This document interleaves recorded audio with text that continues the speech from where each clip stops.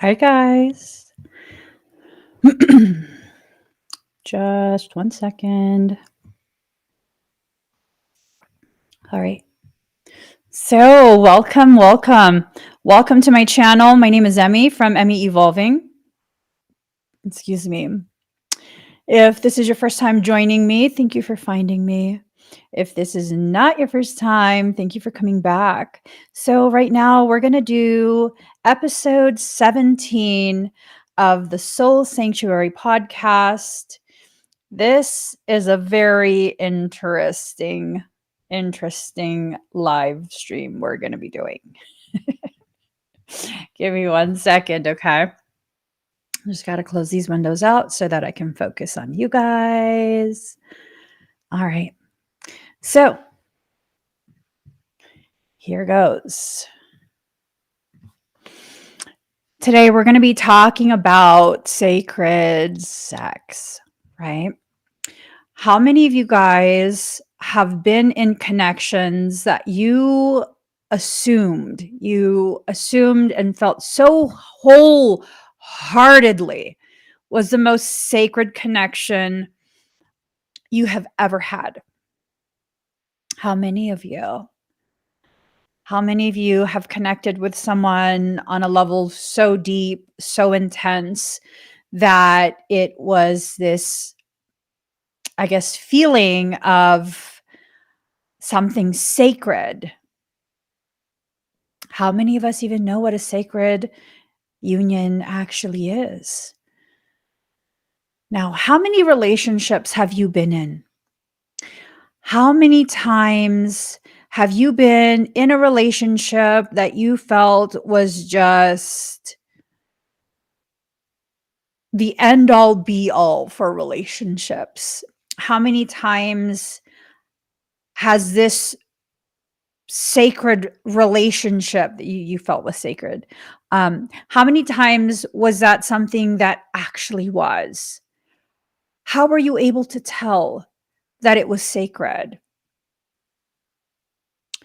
What did they do to make you feel as though this was divinity in the flesh?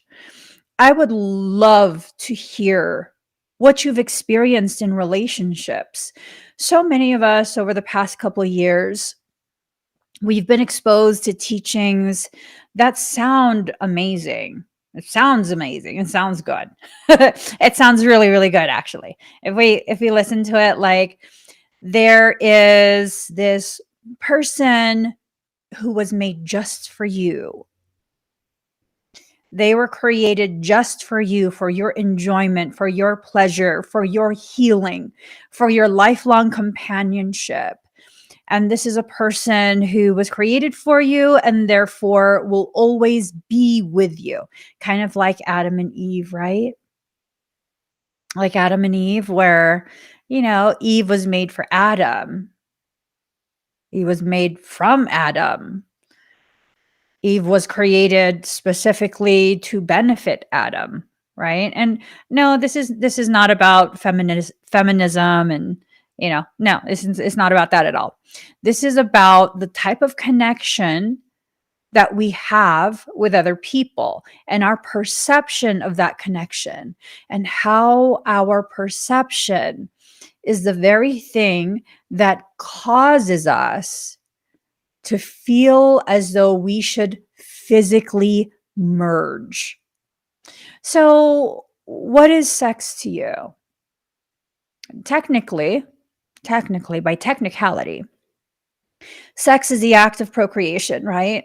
Of reproduction, where, by technical terms, you are taking a masculine body part and a feminine body part, and you are interconnecting them and allowing them to function in the way they were designed to function.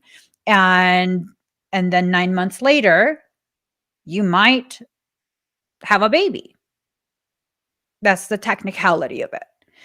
But as humans, it's so much more than just a technicality. It's so much more than that. There are so many other factors that enter into this connection that we have with other people. So many more factors.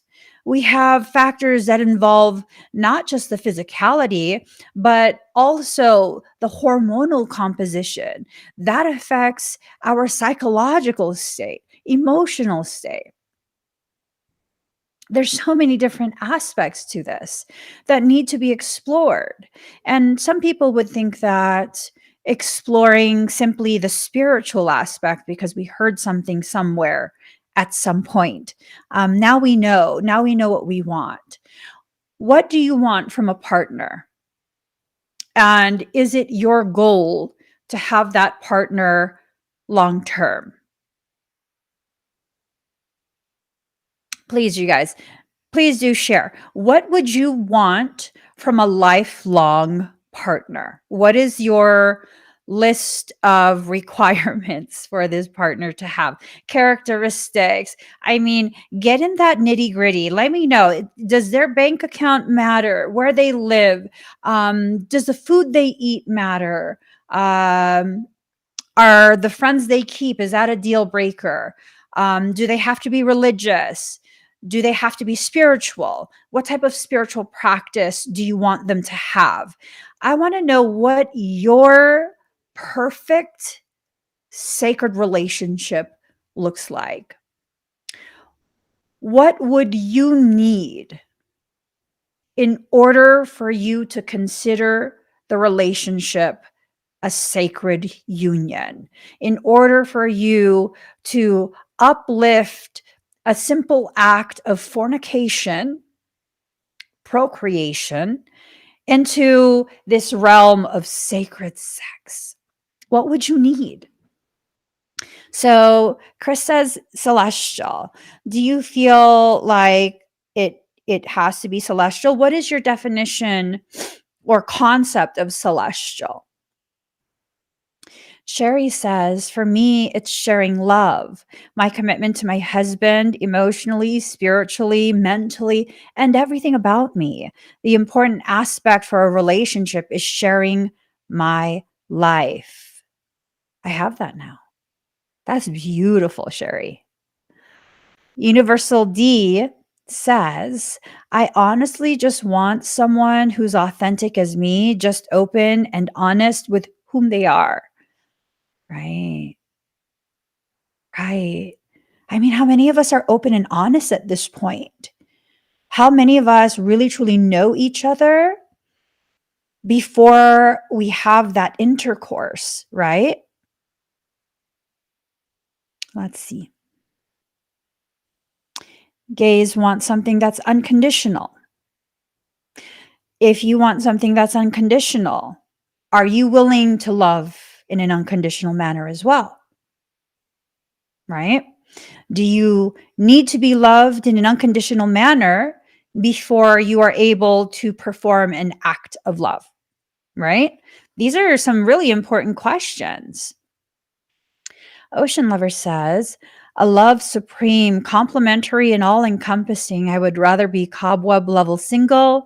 Oh, before I had anything casual or poorly aligned. Ooh, mm, mm, casual or poorly aligned. We're going to be tapping into some of the mechanics, energetic mechanics of intercourse. Okay. Many of us don't realize a lot of what we agree to on a casual level, casual interactions of such an intimate type behavior. There's very real ramifications to your energetic and oftentimes physical bodies. Okay. I love that comment, Ocean Lover. All right. Let's see. Kathleen says, one that's not codependent, loyalty, and sharing my life that I can grow. Ooh, love that. That standard of not being codependent, right? If you don't want codependency, what do you want? Let's think in terms of what we do want, not what we don't want. Because when we think of what we don't want, all we're doing is removing a component and leaving a gaping space. What will you fill that space with? Right? Let's see.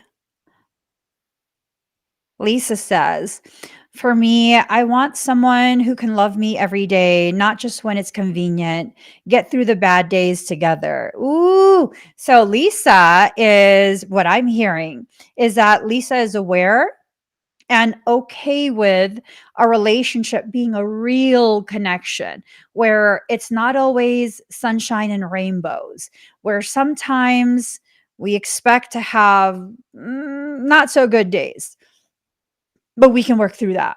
We can work through the not so good days, and that will deepen our love for each other. That's beautiful.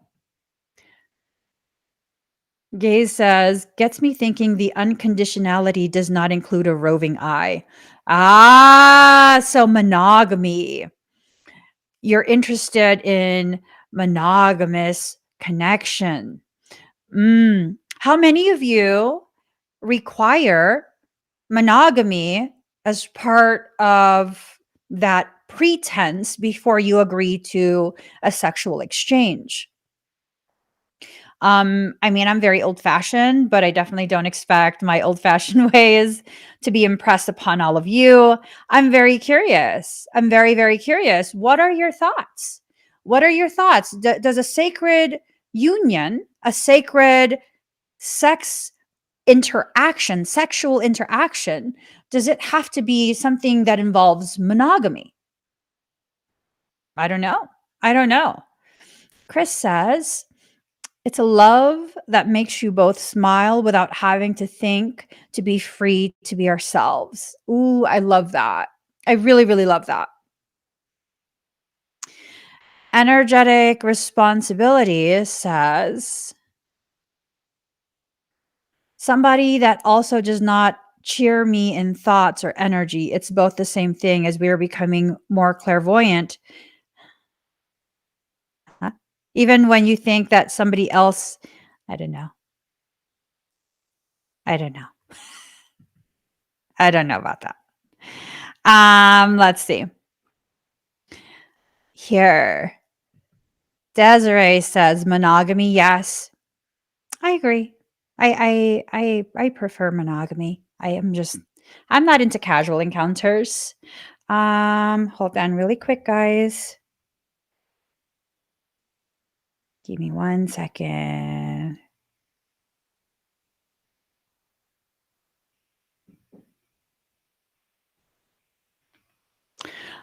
All right. So Carmen says, hold on. I'm sorry, guys. Open the door, honey.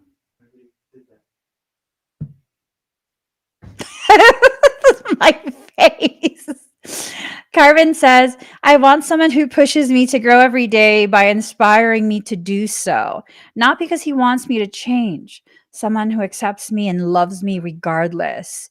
An equal, a partner to grow with. Ooh, I felt that one. Mm, I felt that one. I like that. I like that a lot. I definitely love that. Love that. We're going to promote it from like into the realm of love. I love that. So, Rainbow Flame says, I'm in the process of making adjustments to this.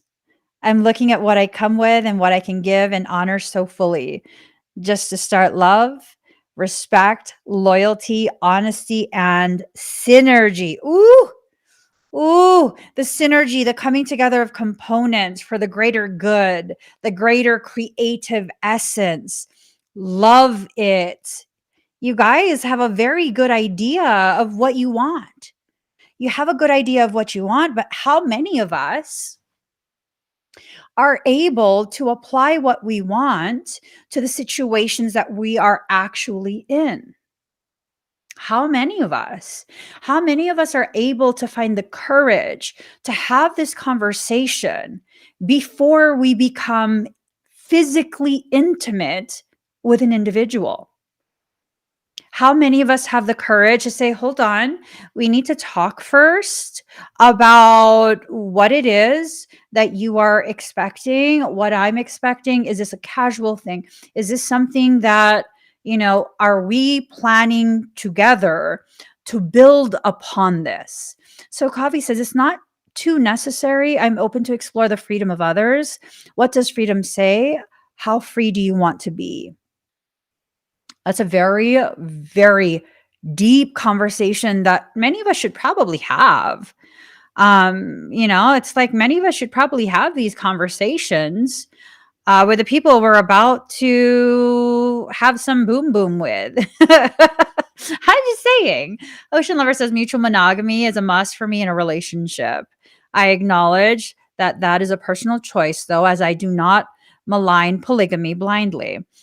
I'm nations upon nations of good. Oh, I'm nations upon nations of good women in one woman. Yes. I love that. Like, I don't feel like this conversation is about shaming people who are into casual connections. Baby boo, you do what you do. Okay. Don't let anyone shame you from the choices that you make. This is about having an open conversation, right? Just really conversing, being very open in what we think, what we feel, what our requirements are from other people before we open ourselves up for that physical interaction. So, a lot of things that happen during intercourse are things that are not seen. Okay. I want to kind of bring this graphic up really quick. So, let me there we go. So a lot of things that happen are really more than just the physical movement, the physical intimacy. There's a lot of physiological, unseen things that are happening. Where is it? Here. So, first and foremost, when we enter into that physical activity, we begin to produce a hormone called oxytocin. Okay. Oxytocin is being shown repeatedly, study after study after study. It's released during sex and other intimate gestures like hugging or holding hands, and it's been proven to strengthen social bonds in other mammals. Okay. When a mother breastfeeds, oxytocin is released. It helps the mother and the baby bond. When you have such an intimate physical interaction with another person, so long as you are in agreement with that, um, you will release oxytocin. This is the very reason why I have seen time and time and time again, friends with benefits does not end well. Multi-partner, like a polygamous, people who are into polyamory, uh, not against it. I don't personally partake in it. I'm not against it though. Okay. But what I've seen is that people who involve quite a few others, even just one more other in their relationship, it tends to turn out pretty ugly. I have not seen one that has been successful yet. Where I'm not talking about things that are televised. I'm talking about in real life things. I have a lot of different um, clients that come to me. I know a lot of different people and they all have different lifestyles, preferences, and whatnot.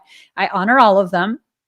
I completely respect everyone's decisions, their right to decide, but that's what I've seen day in and day out, person after person after person. It always ends up with at least one person bonding with the other way more. And then it becomes this thing of ownership. It's because of the oxytocin. Okay. That's a bonding hormone. You're not going to get any of that and not be able to bond. Okay. That's definitely something that will increase your fixation on the other individual. Now, it's not to say it's always the woman that's fixated. I've met quite a few males who are super fixated because of that oxytocin. They are super fixated and they just can't let it go. The woman's not interested. I've seen same sex type connections, same thing. Same thing. Okay. And this is the point where we begin to need to ask the question, what is your goal when you're having intercourse? You know what I mean? Like what do you do it for? That momentary pleasure? Or are you doing it as a way to ripen, deepen, further express the depth of a bond you have with an individual? I would love to hear your guys' opinions on the whole concept of intercourse in modern dating, like how dating is now. Is this something, is there still some standard where um, you have to wait X amount of days or weeks or months? Or is it this thing now where it's like, when you first meet, I don't know. I don't know. I was thinking more of talking about the mechanics of it, the energetic mechanics, but this is like opening up a huge potentiality for us to better understand what it is we're agreeing to.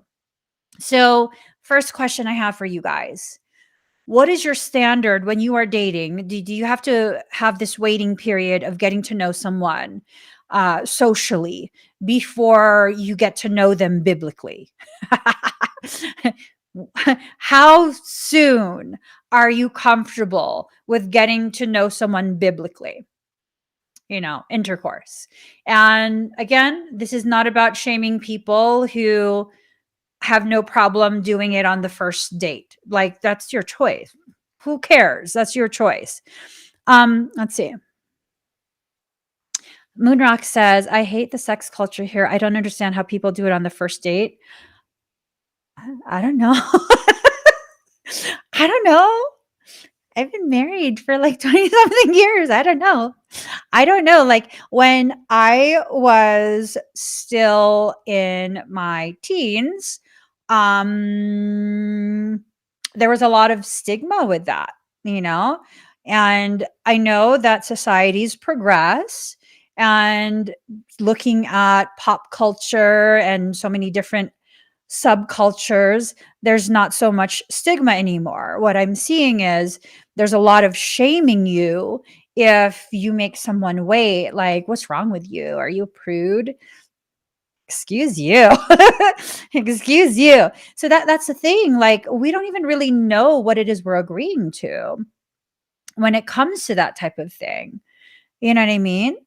Well, when it comes to this entire subject matter of sacred sex, we don't really know. We don't really know. There's a lot of pressure for people to get the goods. Ocean Lover says, I can't be bothered with it either, Mooney. It's like it's okay for people to just be as disposable as paper towels, or rather paper diapers. Ooh, deep. That's deep, deep, deep. Whew. Oh my gosh. Ooh. Mm.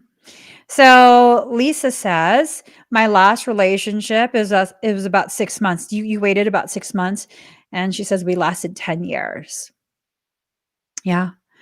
Universal D says it depends on the connection that we have. Like, if I want to get to know you and build something, I don't mind waiting. Ooh, sorry. Universal D, can you come up with me? I want you to come up here and talk. I want for you, if you're able, to please come up on the screen and chat with me. Let me get this. Let me get this. Hold on. Because, okay. I'm gonna need you to help us understand this, okay? Because you said something super profound right now. You just said a ridiculously profound thing, and I would love for you to come up and talk.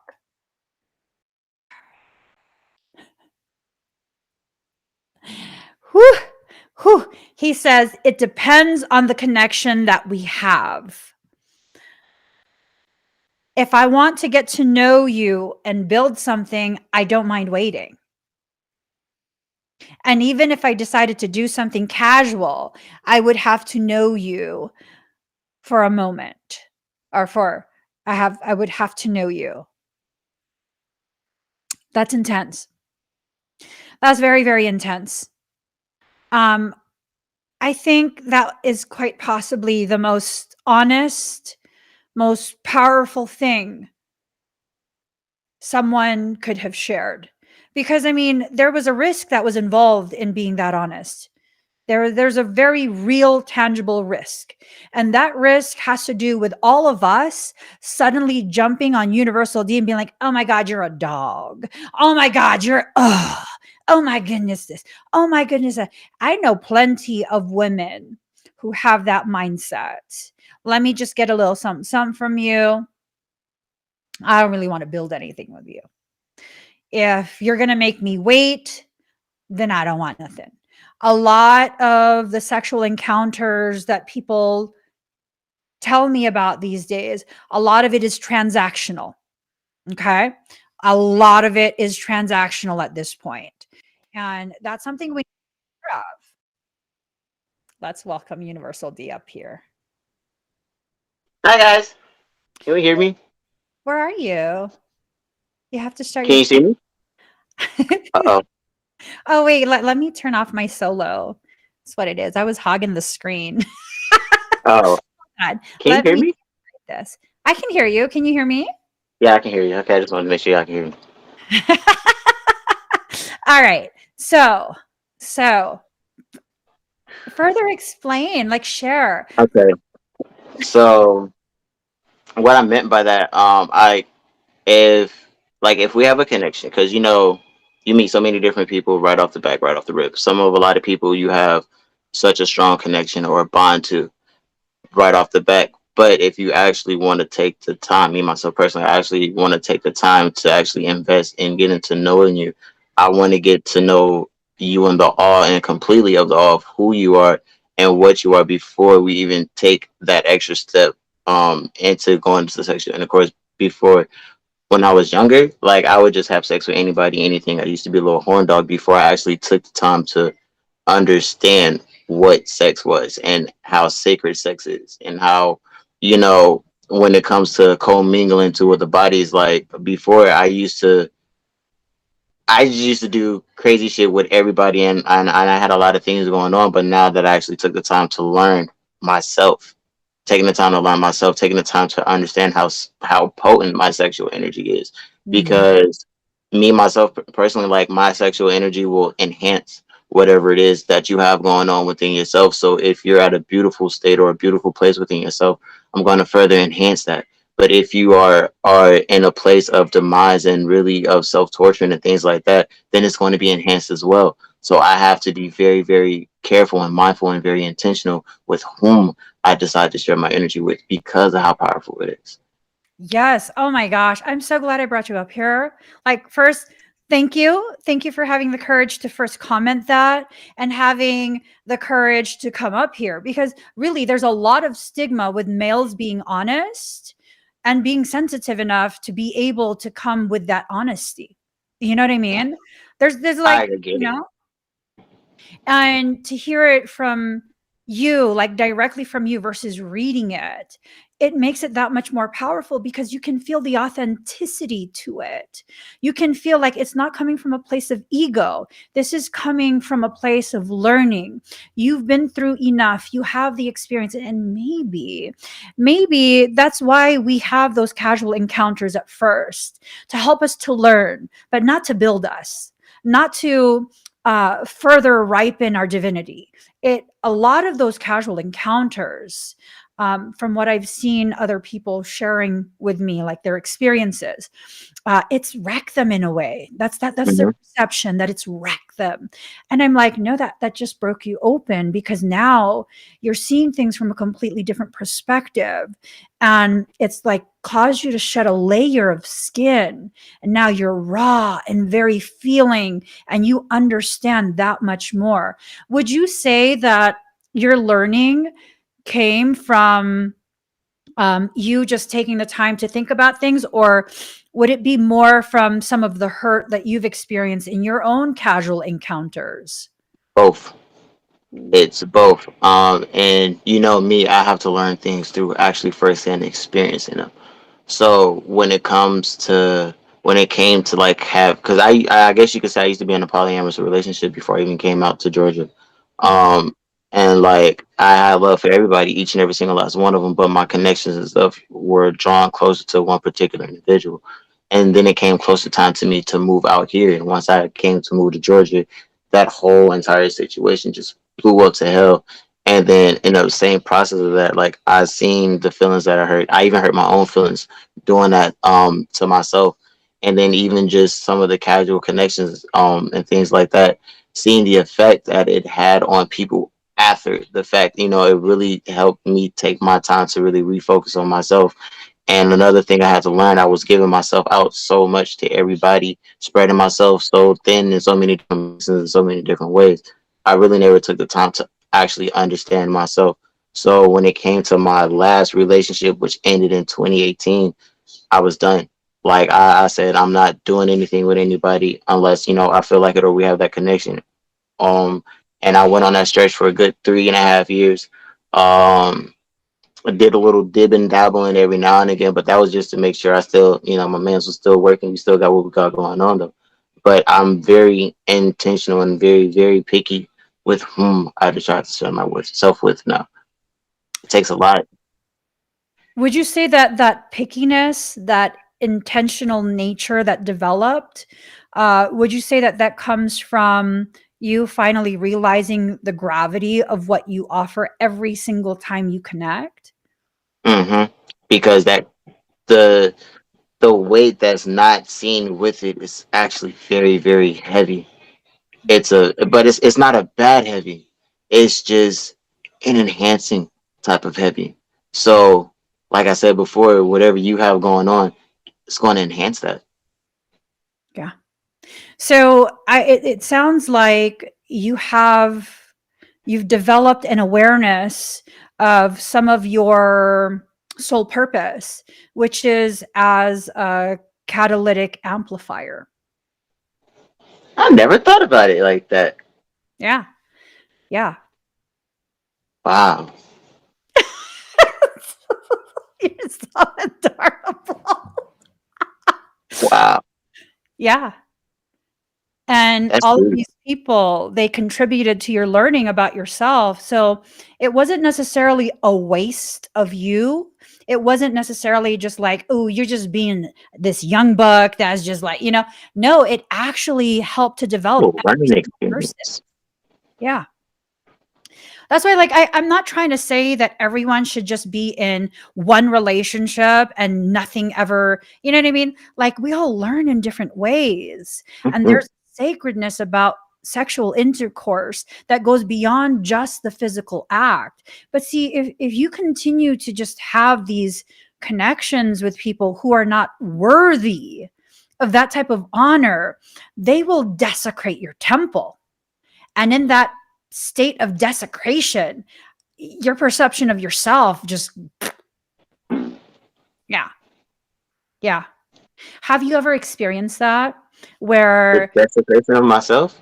Yeah, I've seen myself lose myself trying to hold on to something that wasn't still there.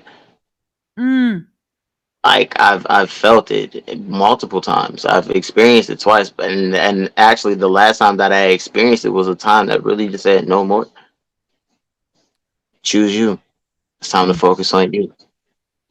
Do you feel, And mhm. oh no, what was your question? I was going to ask you, do you feel like they did this intentionally or they were just completely oblivious to the effect? They were lessons sent by the universe for myself because most of my partners that I actually had the opportunity to with, a lot of them were virgins. Mm, So it was lessons learning for myself, but also helping teach the others in certain different ways. gotcha. Gotcha.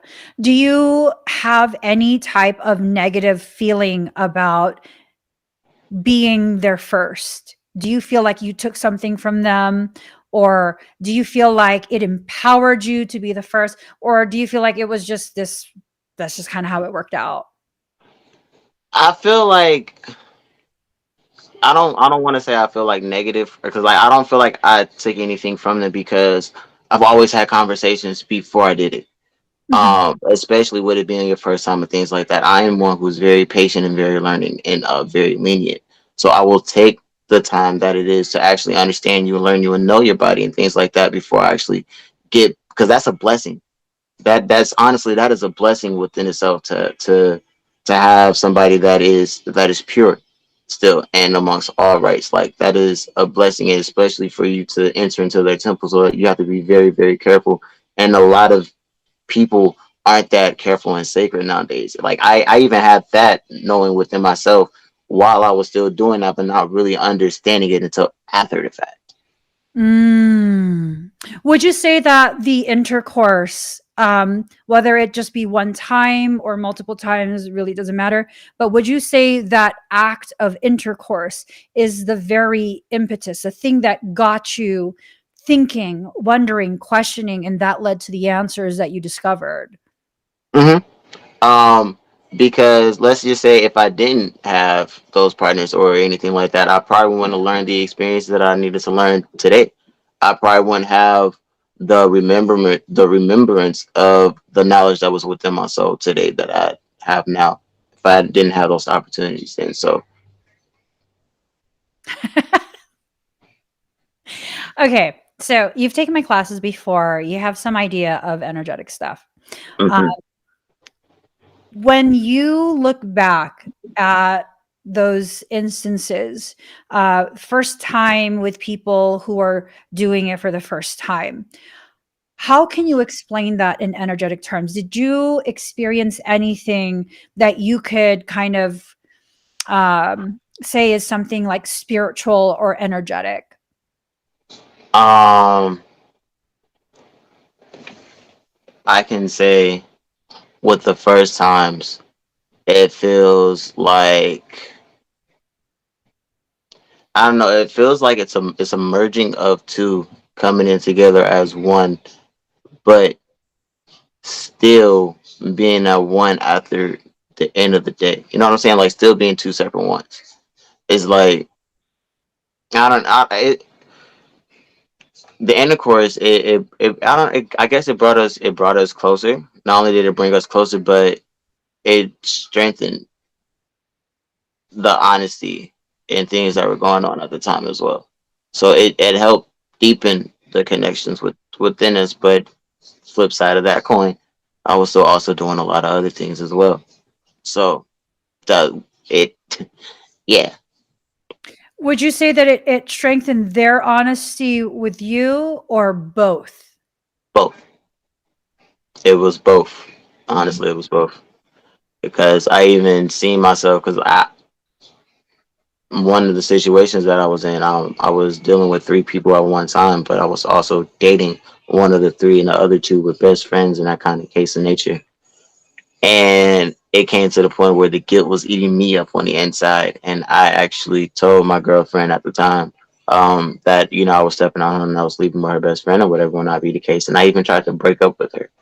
I couldn't break up with her though because I felt like she didn't did nothing wrong to deserve me taking that away from her. You know what I'm saying? Mm. Ooh, so was it this thing of like you became aware of her dependency on your energy and you felt it was punishing her by removing your energy from her space? I think so. Now that I actually think about that, yeah,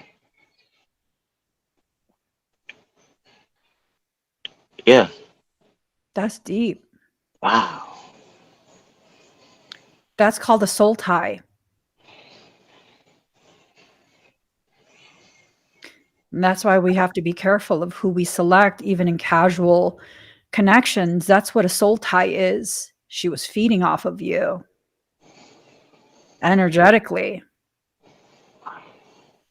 And that feeding, that soul tie, can be so covert that it can affect the way you perceive that connection to the degree where you gaslit yourself. I'm not saying she was psychologically manipulating you. I don't know what happened, but that's the sense that you gaslit yourself into believing that you were punishing her by honoring the fact that you knew you were no longer in alignment with her and needed to disconnect. Damn, I ain't never thought about it like that. This is why I love you. You are my adopted son, you know. This is why I love you. I never had or heard that perspective of it.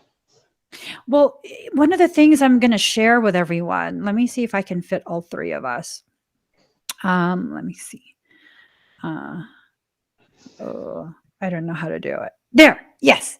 Okay. So if we look at this. No, I don't want that. I want this. Okay. So with this, and I can show you guys again later. Oh, where did he go? Okay. So with this is a graphic that I created for one of my classes. We have Hara Center 1, which is right here. Oh, it's right by your belly button. Okay. It's one of the primary regulatory elements of Kundalini energy. Hara Center 1.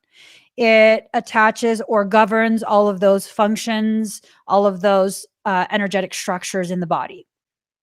Now, if we look at just beneath that, we will see number 4. I'll bring you on in a second. Okay, Universal D. Um,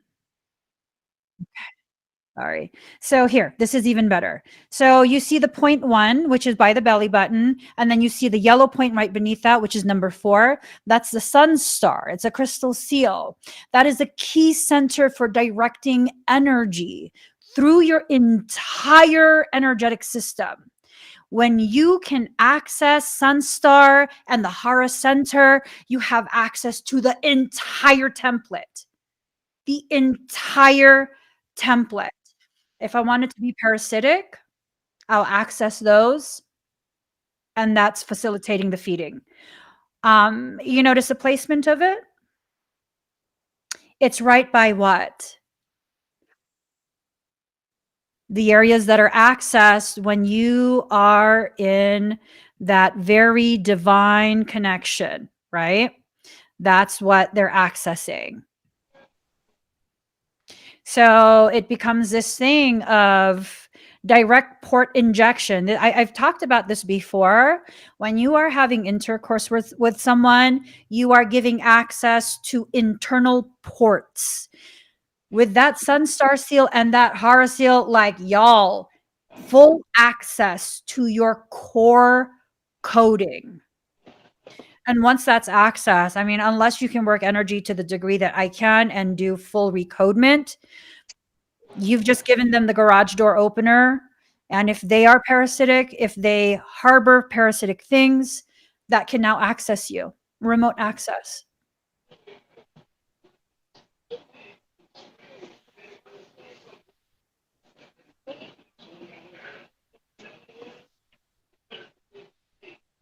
How's that make you feel?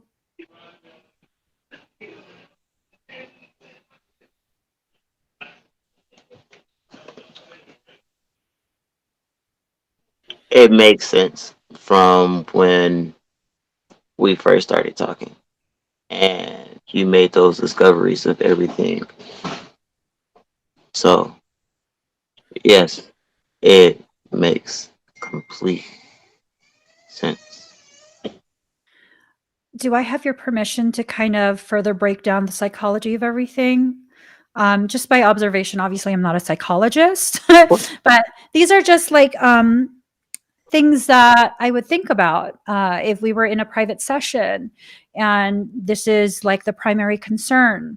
We're doing a self and soul coaching session, and you're telling me these things, and I'm looking at how your energy and your life is going right now.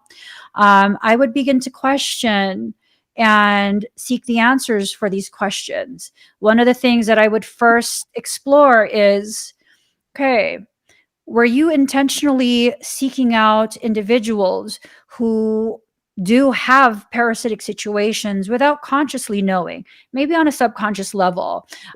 You knew, you sensed that they had this need to feed, and maybe there was something going on within you, something that caused you to feel fractured, maybe from early childhood, maybe from your teen years, who knows, something that made you fractured, and you've been leaking energy. And so now you want to punish yourself. And so you seek out the very people who could punish you in a way that is so covert that you feel as though you're in some kind of position of control. Like you can control this, you're making these decisions, but in reality, you are simply repeating cycles of feeding, feeding, feeding, self sabotage. You're Sagittarius? Sagittarius likes to do this, and they're so very charismatic that they don't realize when they do this to themselves. But that's when the Sagittarian is having that imbalance that's not recognized. Would you say that that's accurate? You've been punishing yourself this whole time? Yep, and that's why I left that final mark in 2018 to really no more focus on anybody else. Let's get us right and patiently wait. Yeah. So, with this knowledge, I mean, how does that affect the trajectory of your future relationships? I'm still taking my time. I'm still and while we're talking about that relationship part of it right now, I'm not really too much worried about a relationship at this current moment. This current moment, I am still growing and falling. No, I am still growing more in love with myself, even though I am okay with being in my own space. I can laugh at myself, really enjoy the experience of myself by myself.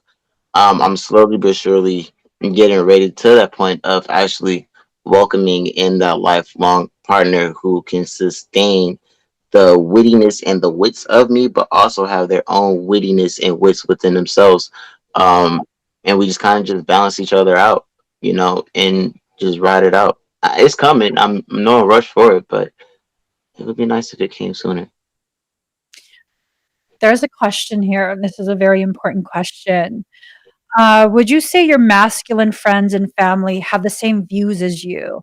Are you alone in your thinking with the masculines around you?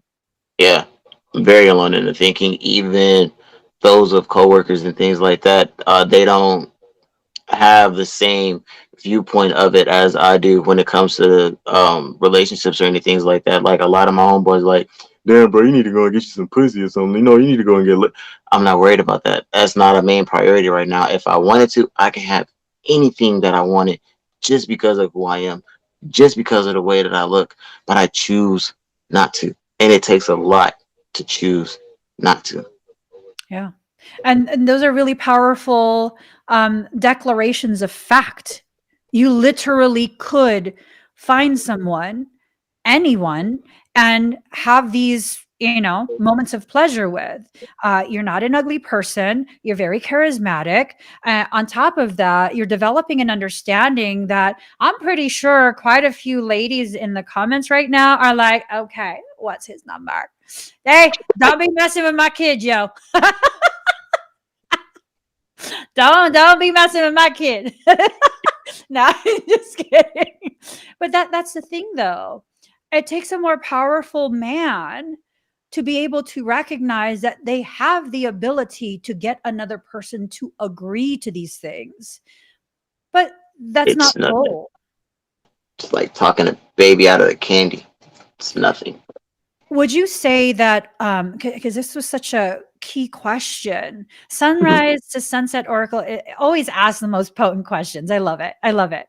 Um, this gets me thinking though, if men are programmed, and it's just like a hypothetical thing. If men are programmed to believe that like it is a show of masculinity and they're the man with the number of people they can convince to have intercourse with them, and from what I just explained to you, it could be used as a manner to feed, to siphon the energy. Would you say that this is why the masculine has become so unbalanced within society, has been so emasculated, and has become, in general terms, as toxic Yes. as it has? Yes, because of the simple fact that they're actually not taking the time to understand what the fuck they're doing. Everybody's just going, sticking, dodging, dipping, moving, without taking the time to pause, reflect, learn, revise, think over, then move forward. Please say that again so people really get a moment to process that. Say it again. I don't remember what I said. He said, pause, revise.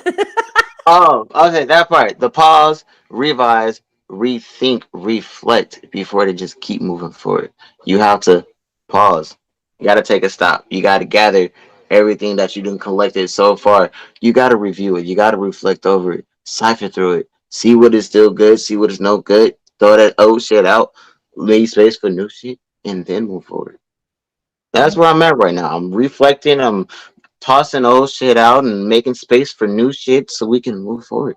And I'm not just talking relationship wise, I'm speaking life in terms in general. You have to shed and drop the dead weight from what was with you before, of the person that you are no longer are within that time frame, but you're still that same person, just growing and evolving and learning who you really are instead of what people tell you that you are. Lisa has a question. Is that going back to social standards? If a man is casual, he's a player. If a female does, she's a slut. I mean, it's like two tails of the same coin. Like, your females call us sluts and man whores and things like that. Us men call y'all sluts and whores and things like that. It's two sides of the same coin. So you really can't point the finger at one another Yeah. because And we're both doing it. I've found that on social media, it's now glorified.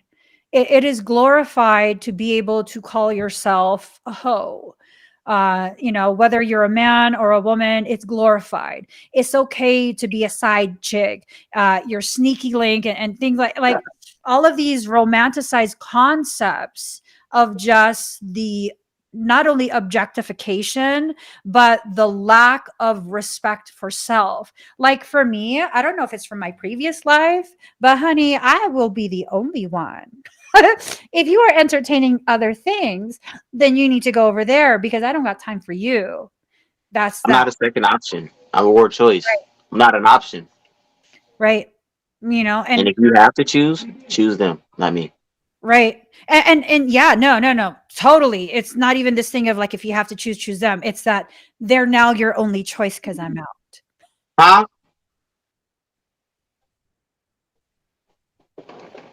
So I think a lot of what's happening in hold on.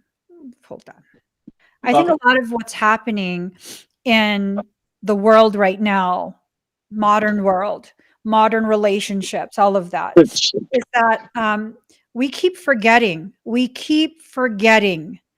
how important we are to ourselves. We keep placing other people on these pedestals and think that if we cater to them sexually, that we are ripening a bond. I mean, you guys just witnessed Universal D come to a realization. Uh, for some, it might not have been what he thought, which was like a ripening of the connection. It was just a facilitating of that anchoring. Intercourse. Mm-hmm. Yeah. Ooh, Miss H. Ooh, I love this. She says it's a feeding frenzy out there. Mindful eating is the key. We all have to eat at some point, right? Yeah, but here's the thing. Does what you eat have to be bad? Exactly. the mindful eating, being aware of what you are partaking in, whether someone is parasitic or not, you are taking in their energy, you are taking in their genetics, all of their pre-programmed trauma now resides within you. And then not only just that, but also any other sexual partners that they've had as well. Yes. Yes. So Oh, looking at what I shared about the whole, let me show you the graph again. the diagram. I'll put the Yeah, diagram back up. I'll put that back up. Hold on. So when we look at this and we see that direct port injection, that opportunity for that, what are your thoughts on that? I wish this motherfucker would load up faster. I'm watching you on the TV too, so I'm waiting for it to come up on the TV.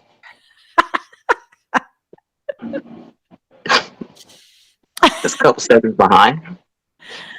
It's Waiting for the diagram still. yeah. All right, here we go. So, um, here we go. Diagram. Sun star. There we go. All right. Boom, boom, bop, bam. Singa winga. We talking about the four or the five? We're at the four, right? We're Number talking one about the and the four. four. 1 and 4. One and the four. Damn it! Why you only had it up there for so long? You rewind it. Emmie. Don't be a demanding son, yo. All Oh, right, by I'm the gonna pause way, it. Hold on. you have all these people who are also saying that your older sister, they're claiming your older sisterhood and younger sisterhood, and they will protect you. Oh, no, stop it. You got me blushing. Okay, we're talking about direct port injections. That yeah, that's very easily accessed because, and we really think about it, that's where a lot of energy is actually moved. That's where a lot of energy is actually stored because you got to think about it. You're coming from your root and also to your sacral chakra when you're intertwining those two. Yeah, So it's going to be easy for because and that's where most of the trauma and everything is stored anyways, is within the root and the sacral chakra. So yeah, if a person isn't mindful of whom they are and what they're doing on an energetic level, then it's very easy for direct port injections. yeah, Just like that. It's like taking a fucking socket and taking a plug and sticking it into a socket. yeah. Just that quick. I mean, that's exactly how it is. If you think about it, when you impregnate someone, you are taking your genetic material and inserting it. If you are doing that, you're also doing energetically. You are Mm-hmm. taking components, fragments of your morphogenetic template and inserting it into their template. Mm-hmm. It's a lot of your Mm-hmm. coding, and a lot of the distortions that they've taken in from their previous partners. Um, would you say, are you familiar with the concept of incubus and succubus? Mm-hmm. Would you say that some of the situations you've been in felt like a succubus? Mm-hmm. I can honestly say it, and that's where I had to do a lot of realization to bring myself out of those situations. And those were like second hand situations that I was dealing with outside of what I was dealing with. I used to be very bad. To be honest with you guys, I used to be out. I used to be out there. I'm a changed man.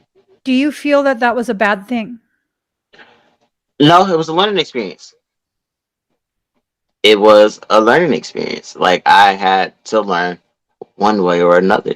And one day I was going to get either slowed down by the universe or choose to slow down myself. Mm, And I chose to slow down myself before I had got slowed down by the universe. Because getting mm, slowed down by the universe is something you don't want to happen because ain't no telling what may happen. Ain't no telling what may happen to you. Ain't no telling what you may contract or anything like that. So I'm glad I chose to slow down my damn self. yeah. So, in that slowing down, this question comes up. Moonrock says, how would masturbating affect a person? Um, Well, it depends. What's your mindset when you are in the process? You know? Because you can also use that to manifest too. Yeah. Actually, that is one of the strongest forms of manifestation if you really think about it. Yes. Part of the reason why there's a lot of sexual acts that are performed during the more malignant type occult practices, it's called sex magic. It's creation magic. If it is an act that is powerful enough to bring into form another human being, to bind a soul to a physical body, that's some powerful type magic, God you know? damn, when you think about this shit, it sounds crazy. I know people don't, and that's why I've always been selective of like, don't even hold my hand, mofo. Don't, I got palm chakras. Don't be touching my chakras. Not even in the palms. Because I'm aware of all of these things, It's this concept that many of us don't realize goes so far beyond a simple act. It can be the most sacred thing, but it can also be the most wicked. I was about Like, to say destructive. yeah. We can go with wicked. I mean, destructive wickedness. Both is correct and accurate. So when you are relieving yourself, um, again, are you fixating on someone that's toxic? You can call someone's energy in that way. Okay. I don't want you guys to be afraid, but I'm just saying, if you have a certain type of coding, you can bring someone into your space in that way. If you are relieving yourself and you've kind of been affected by some of the adult content videos out there, because those videos really are more about the degrading of the human form.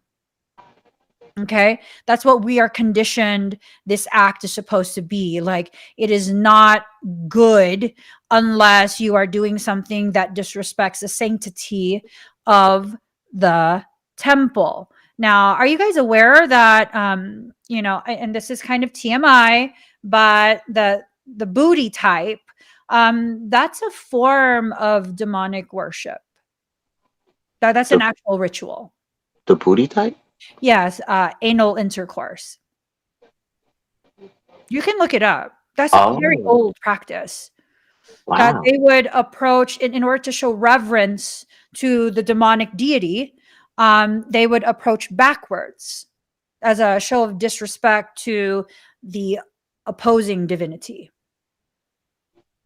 And so the anus is designed to excrete waste, and they're doing everything in opposition to the divine design of things. And so they're inserting it back in.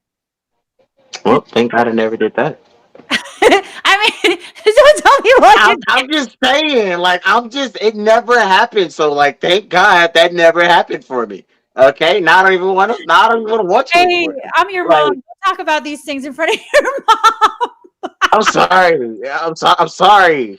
I'm sorry. God, Okay. I can't be your mom now, dude. I cannot be Wow. your adopted mom. I gotta be your Wow. sister now. Sorry. But yeah, no, you can seriously find information on this online.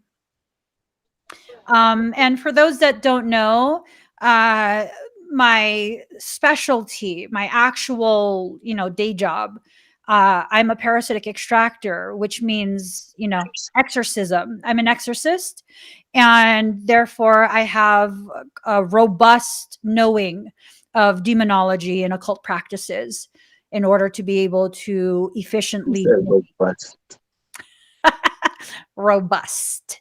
Yeah. So, and these are the things that are promoted. If we look at all of the different things that are really really just pushed on us by pop culture, by social media, all of these different things, what are they really trying to get us to participate in? Some of the most powerful magical practice is sex magic. I'm not even joking. That's some of the most powerful. Um, it creates a bond. If we look at the history of like the Roman soldiers and like ancient warriors, mm-hmm, mm-hmm. Am I traumatizing you? They would. It was just one of those practices where it would bond the soldiers together more. The oxytocin is being produced. They would have intercourse as they are preparing to go to battle. Mm-mm. Yeah. Fucking white people. I'm Hey, sorry. hey, well, hey. Um, it's not confined to just the I that. know, but like, Yeah, yeah. Intercourse is a very binding type thing, and we don't realize this. How many people have you been bound to over the course of your life? mm. You know, like think about that, you guys. How many other people have you been bound to, like duct tape to?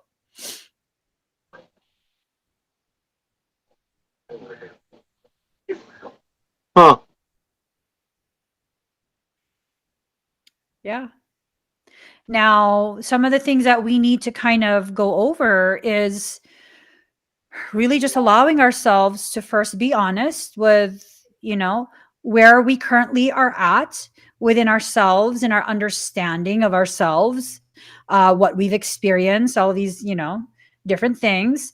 And then we also have to make sure that we begin taking the steps to heal ourselves, you know, healing that sacral chakra, cleansing the Hara center, the sun star, really cleansing ourselves. Okay, what? Bum Bum says everybody wanting their twin ray while being with one's thoughts, cheating or not ready yet. What? What? What? What? What the fuck? Hey, shh, no bad words. Said This is the wrong day to use bad words. sorry. Sorry, guys. Fluff? What the flim flam?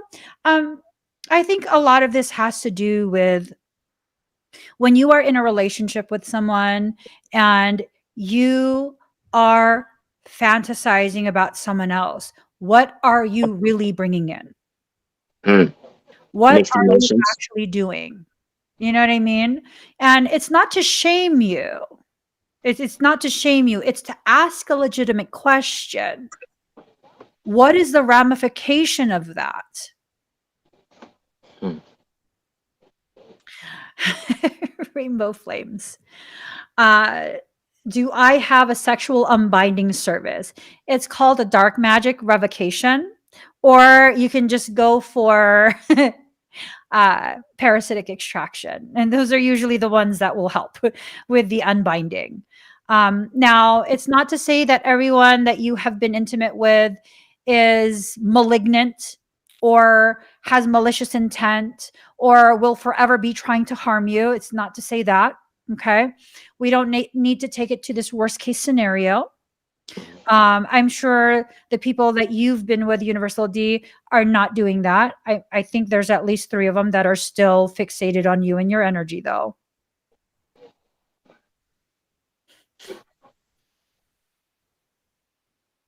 Yeah. Three of them? At least three who still think of you Damn. regularly.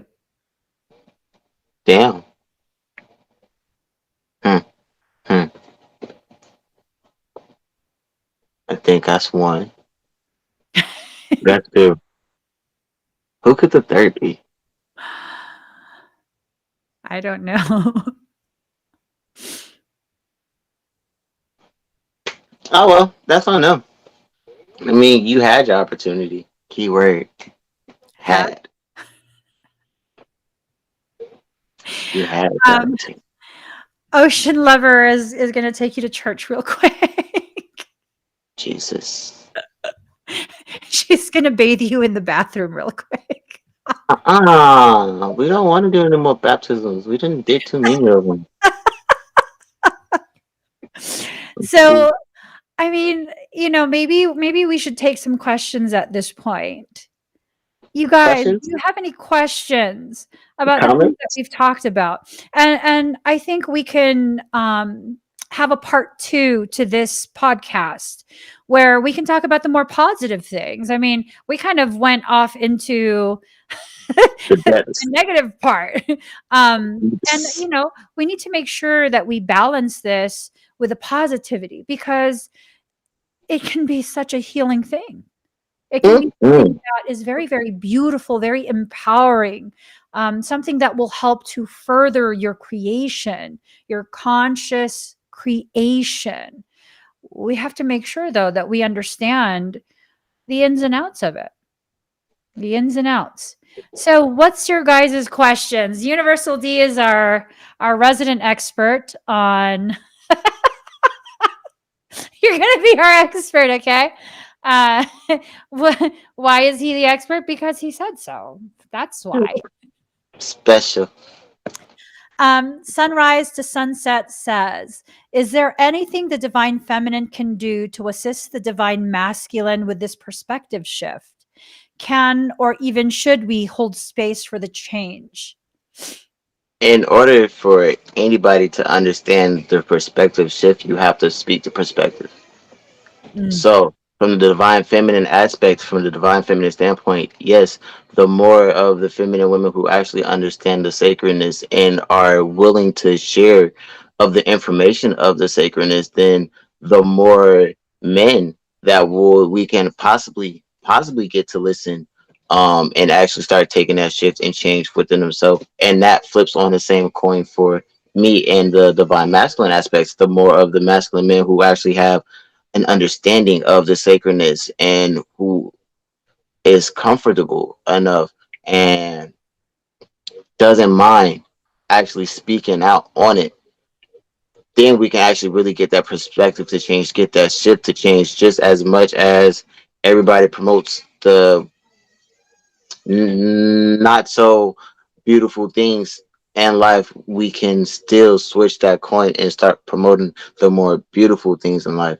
It may take us a little while longer to get our message through and across and to fall on ears because not a lot of people are ready to hear that type of truth, but slowly but surely this plane is slowly changing and shifting back to its unconditional state to where people can speak and be heard without really having to catch too much backlash and fault for telling the truth.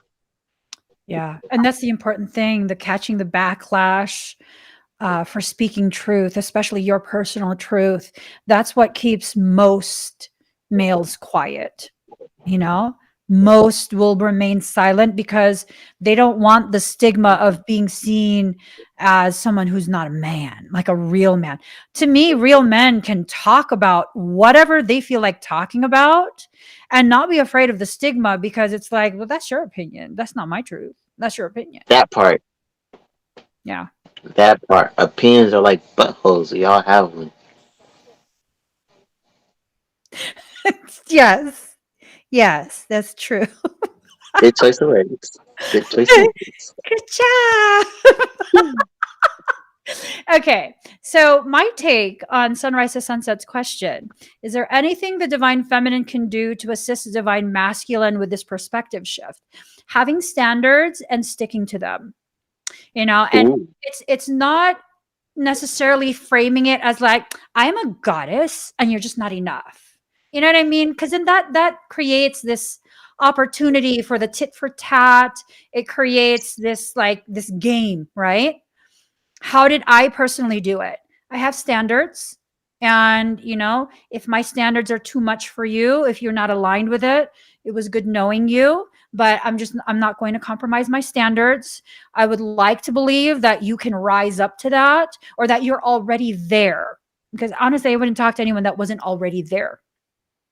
And just knowing that it is not our job as women to mother other people. It is not our job to raise grown men.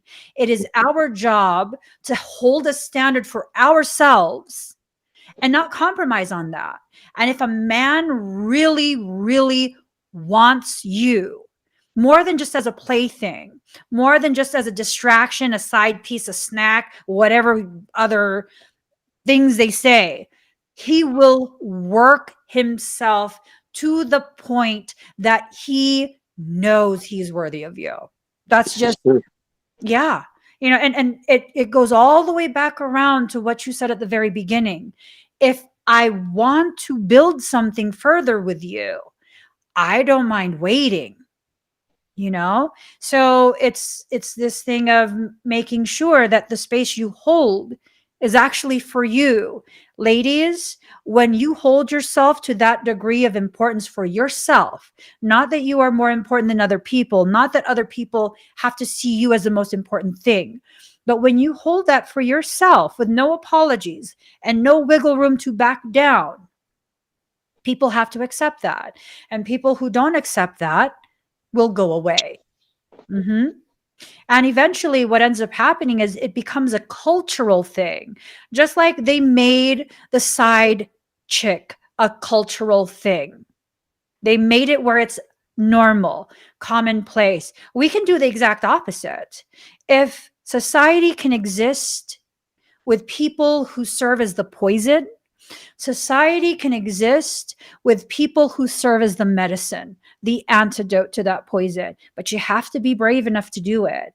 You cannot compromise yourself and expect them to see your compromise and be like, oh, well, okay, you already compromised yourself. Let me step up to the plate and, do this, this, and this. No, that's just, it never happens like that. Don't work like that. Mm-mm.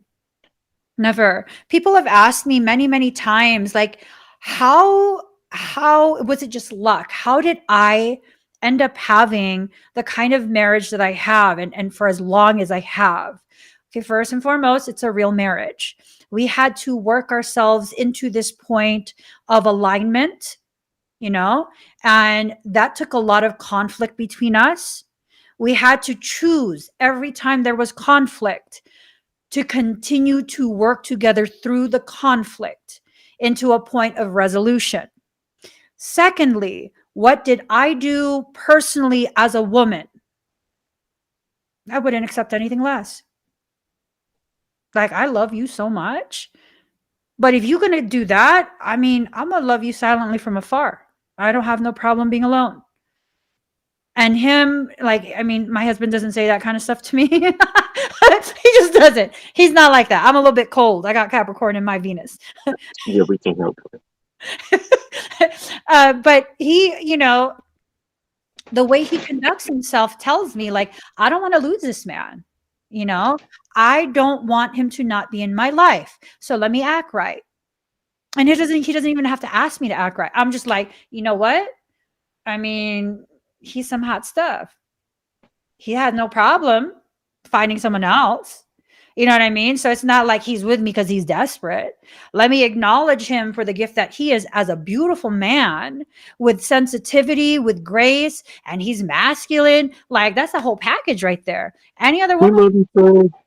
yeah, and that's just being realistic. Like, I also have to do my part to be worthy to be his wife. Just like I have my standards, so does he. And that's part of what we can do is stop looking for people to make into our projects. Because if they're going to be your project, they're not going to have respect for you. They're just Mhm. not. You're either going to serve as the mother figure, which how many of us do everything our mother says and just have so much love for our mother? Even if you have a good relationship with your mom, I know I've been irritating my kids. I know I can irritate my kids. Like, they love me. Yeah. We have a good relationship. We're very close, but I can irritate my kids. Mhm. That. Mhm. Do you want to be the mom? Or Mhm. are you trying to be their savior? Because I found that for some people, if you are connecting with them and using your sexuality to try and save them from their own process, it ends up becoming a game. where, they're going to try and see if you can rise up to the challenge. They'll keep challenging you and challenging you and challenging you and trying to see how far they can take it with you.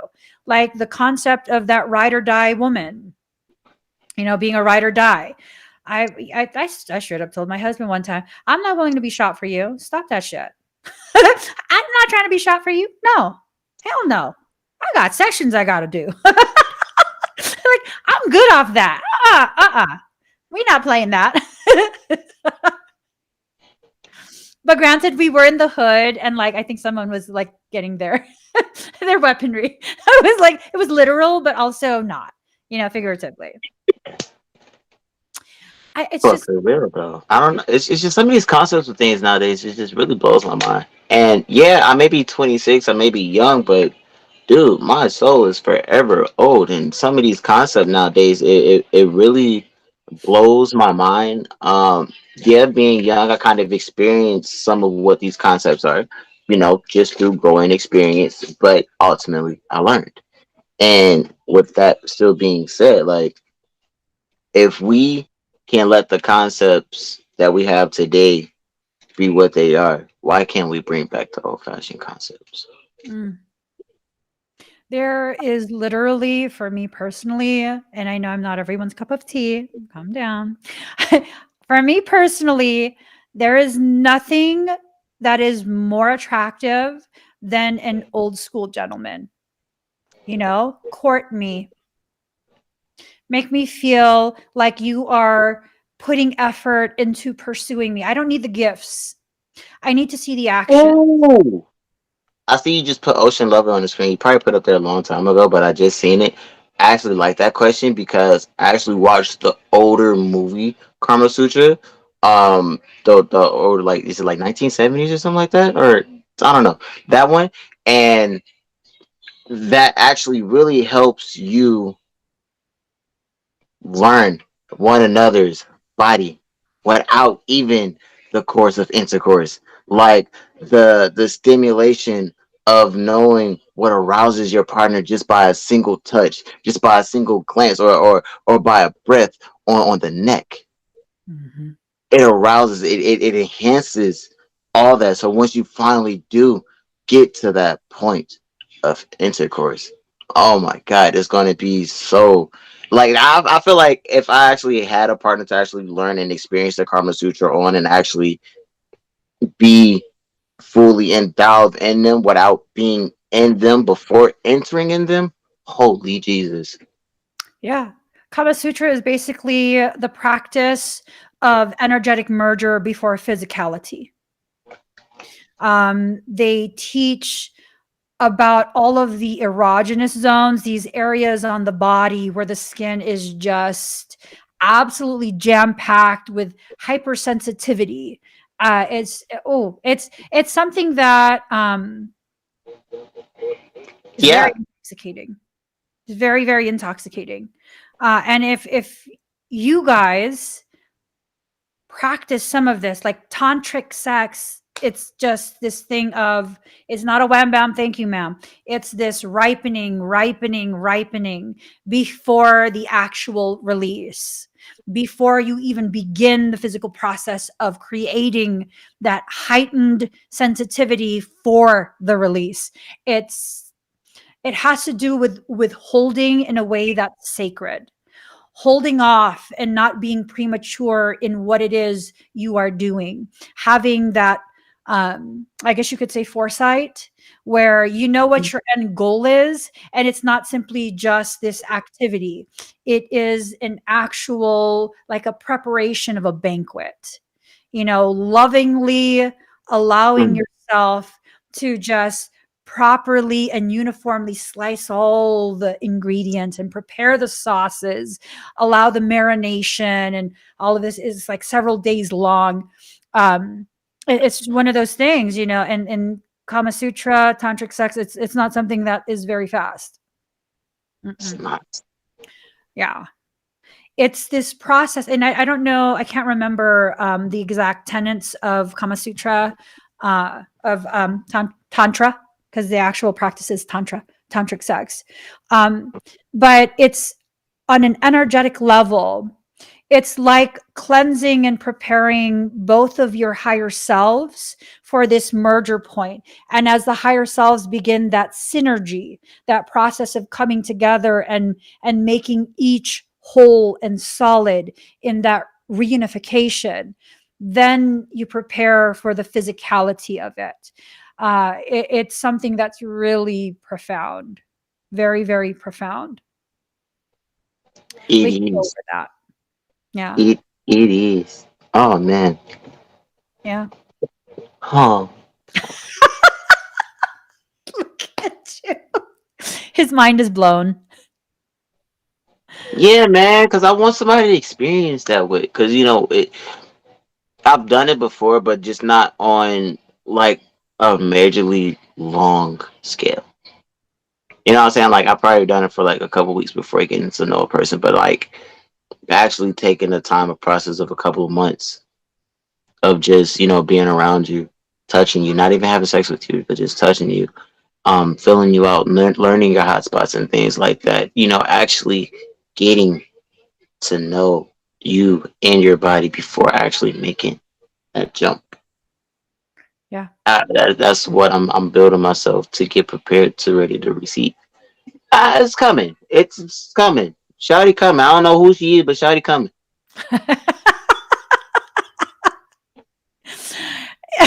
Yeah, and it can't just be anyone.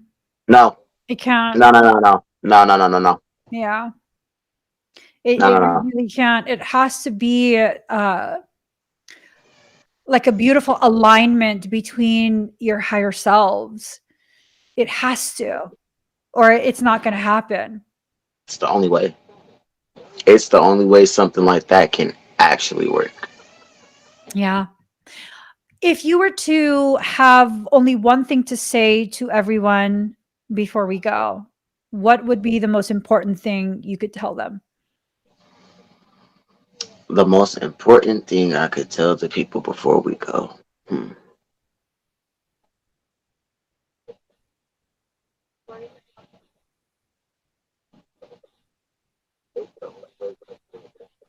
Take the time to learn yourself. Discover yourself, the ins and out of you before you even try to even let anyone else in. And always, always take care of your temple before you take care of anybody else's. Yes. Yeah. What's the best way to take care of the temple? Taking care of the temple is by taking care and knowing you. Mm. Only you know what you need. Yes, from food to energetic practice, even down to the music you listen to. We all exist at a different, um, Wave on the frequency length, but everybody catches up at a different band. yes, yes. And when you become intimately familiar with who you are and what you need, you can better gauge whether the person sitting in front of you or laying beside you is the person who can actually understand and respect those needs, right? Now, it's not to say that you guys should be ashamed if you are, being more casual with your interactions.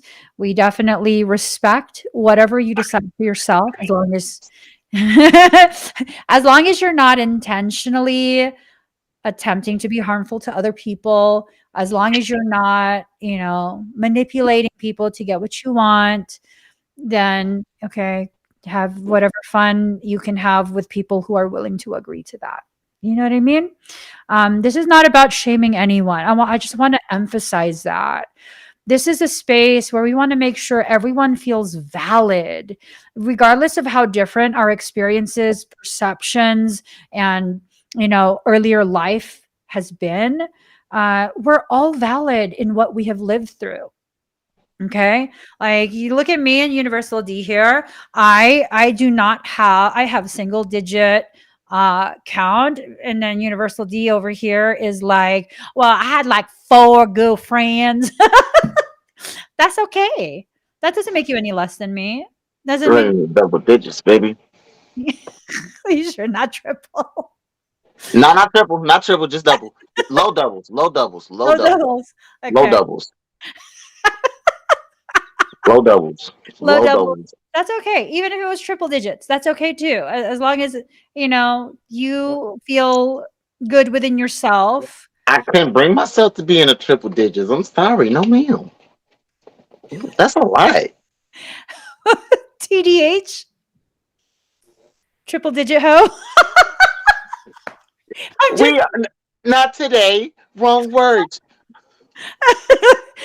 uh DDH.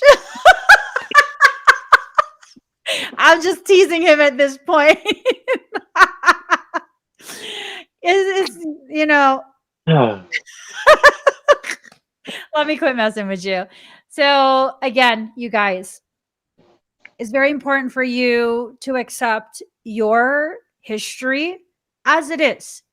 Nothing has to be changed because nothing can be changed about your history. Be like Universal D, learn from it. Allow yourself to expand and grow in your understanding of yourself and your life. Allow it to be the very thing that fuels your rise. It's a very beautiful thing to witness you blossoming. It really truly is. You have been blossoming over the years, and it's been an absolute treat to watch that. Me? Yes, you. Oh, thank you. I've actually like see myself slowly but surely stepping out of that cocoon that I've been having myself in for quite some time.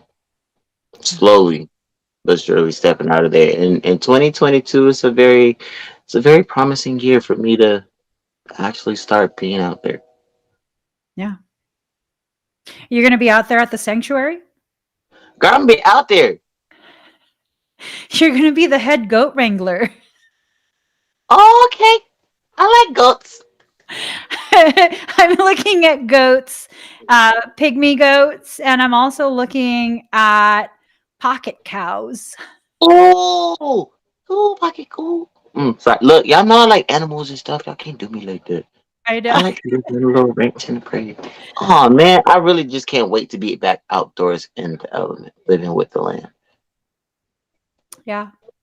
So if you guys would like to meet Universal D, we're gonna have him. We're gonna have him at the land. He's gonna be the head. Whenever the land gets ready, I'm gonna be there. And no, y'all can't touch him. No, no comma, nothing with him. He is sacred. Don't even look at him. Okay, you can wave. Can't touch this. Yeah, from far away, just wave. Leave him alone with the baby goat. Okay, we better just quit. We better quit messing around. He is very sweet. One of the most beautiful things that I continue to see about you, Universal D, is your willingness to be who you are and who Going you towards are. that's what it's supposed to be. Like it's your integrity and the beauty of your soul is always on full display. And I think more than just I appreciates that about you. Oh, everybody over here flushing. All right, we better go. If you guys would like to continue this chat with us in our exclusive area where USD over here is going to continue to use his potty words, go sign I can use the up. high braids over there, boy. Go sign up on the soulsanctuary.love. We will be coming live at 10:30 or 9:30 a.m. Pacific Standard Time for all of our private ministry members. Those of you who have decided to do the recurring See contribution, you.